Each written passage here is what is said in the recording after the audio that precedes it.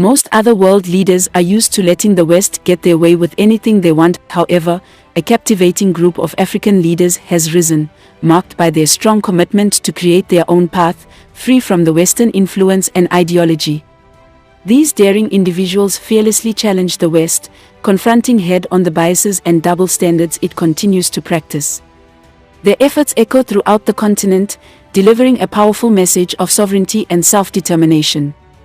If you enjoy our content on this channel, please leave a like and sub so more people can see this. These African leaders bravely speak their minds and make bold decisions that challenge the way things have always been.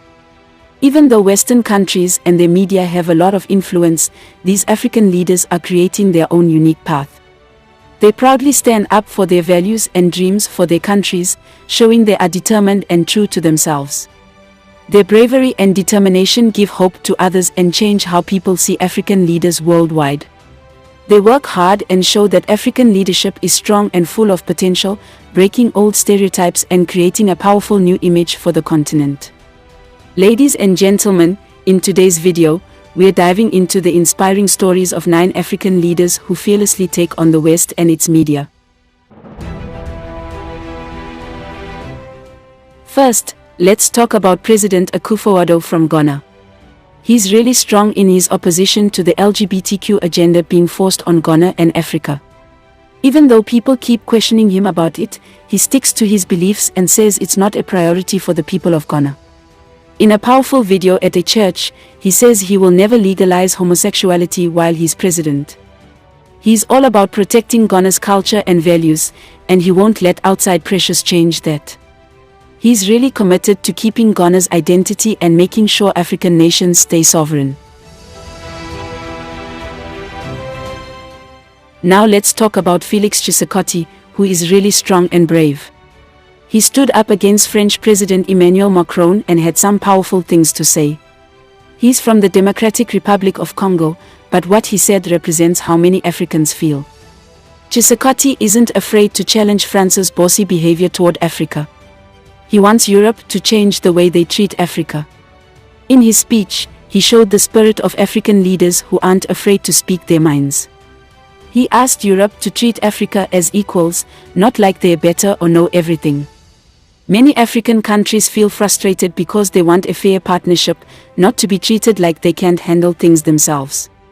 Tshisekedi's strong and unwavering beliefs are like a call to action for Africa. He wants the power balance to change and for the continent to be recognized for its own decisions and choices.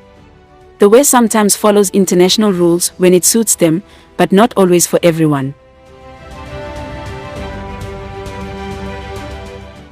Naledi Pandor, a top diplomat from South Africa, has noticed this and is tired of the unfair treatment. Pandor is brave and doesn't hesitate to speak up, demanding that the West treats everyone equally. She wants a fair and just world where the same rules apply to all nations, no matter how powerful they are. This would create a more balanced and accountable global order. Pandor's stance inspires others who also want a world where justice and equality matter for everyone, no exceptions. By challenging the double standards, she's pushing for a more inclusive and fair system that treats all countries with respect and fairness. You know, it's quite interesting how some people conveniently embrace the notion of international rules when it aligns with their interests, but they conveniently disregard them when it doesn't suit them. They certainly don't apply international rules or laws equally in all circumstances. Take, for instance, the situation with Ukraine being invaded. Suddenly sovereignty becomes crucial, but it was never deemed important for Palestine. While Mali's interim president, Colonel Assimi Goïta, may not be as vocal as other African leaders in expressing his discontent with the West, he demonstrates that actions speak louder than words. As the head of Mali's ruling junta, Goïta has taken decisive and practical measures to assert Mali's independence. He has banned the activities of all non-governmental organizations that receive financial or other support from France, including those engaged in humanitarian work. Moreover, Goïta has taken a bold step by removing French media outlets such as France 24 and RFI from Mali, citing biased reporting. In 2022, He also ordered the departure of French troops who had been stationed in the country for nearly a decade, with limited progress in addressing Mali's terrorism challenges.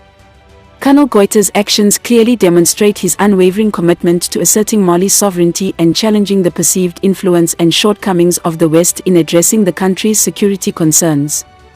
With his pragmatic approach, he embodies the age-old adage that actions speak louder than words, leaving a lasting impact on Mali's relationship with Western powers and reshaping the trajectory of the nation. South African opposition leader Julius Malema consistently champions the sovereign rights of South Africa and other African nations to establish their own alliances, even if they defy Western preferences. Malema fearlessly defends South Africa's decision to align with Russia, despite Western disapproval. In a notable interview with BBC's Sekon Saka, he boldly stated that he would provide weapons to Russia if he were the president. Moreover, Malema fearlessly highlights the double standards of the West by pointing out the calls for the arrest of leaders like Putin in the context of the Ukraine war, while influential figures such as Obama, George Bush, and Tony Blair, who have faced accusations of war crimes, have managed to evade legal consequences. Through his unwavering defense of South Africa's autonomy and his willingness to challenge Western narratives and biases, Malema solidifies his position as a vocal advocate for African nations' right to choose their own allies and pursue an independent foreign policy.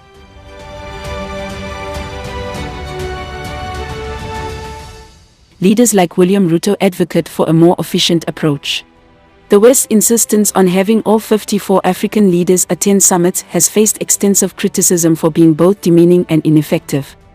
Recognizing the impracticality and trivialization of such gatherings, Ruto proposes that Africa can be represented as a continent by special envoys who engage with Western leaders in a substantive and practical manner. This would allow for meaningful discussions and ensure that conferences go beyond mere photo opportunities. Such an approach respects the autonomy and dignity of African leaders, eliminating the notion of being summoned like children by world leaders. By advocating for a shift in how African engagement is structured, Ruto emphasizes the need for constructive dialogue and a more equitable platform for Africa's voice to be heard and respected on the global stage. As he puts it, if it's not going to be business as usual with these meetings involving Africa and countries like the US, Europe, Turkey, India, Russia, and Japan, it's not intelligent for all 54 of us to sit before one gentleman from another place. President Paul Kagame of Rwanda has emerged as a strong voice against neocolonialism, fearlessly confronting Western authorities and media with unwavering resolve. With his unapologetic demeanor, Kagame consistently challenges the condescending approach of Western countries and media outlets towards Africa. He has become a beacon of hope for Pan-Africanists and proud Africans alike. Through his insightful video interviews and impassioned summit speeches, Kagame fearlessly exposes the fallacy of Western nations positioning themselves as the sole arbiters of values, while implying that everyone else must conform. His unwavering mission is to rectify the misleading narrative that the West alone embodies values, emphasizing that Africans also possess rich and distinct values that deserve recognition and respect. Kagame's audacious stance not only inspires his fellow Africans but also emboldens a global audience to reconsider preconceived notions of Western superiority and embrace a more inclusive understanding of diverse cultural values. In May 2023, President Yoweri Museveni signed into law what is considered one of the world's strictest anti-gay legislations. He justified this move as necessary to protect Uganda's deeply ingrained values and traditions, which he believes are incompatible with homosexuality. Despite facing intense criticism and the potential for economic sanctions from Western powers, Museveni remains resolute in his conviction that homosexuality is an anomaly that does not align with Ugandan or African culture. He calls on the West to respect this fact and refrain from imposing what he perceives as an LGBTQ agenda on Africa. According to Museveni, the few cases of homosexuality in Uganda are considered deviations from the norm. They are seen as abnormal and not representative of the normal way of life. Museveni questions why there is an attempt to universalize and establish an abnormality as an alternative way of life. He suggests that if there is an abnormality, it should be treated and isolated rather than spread.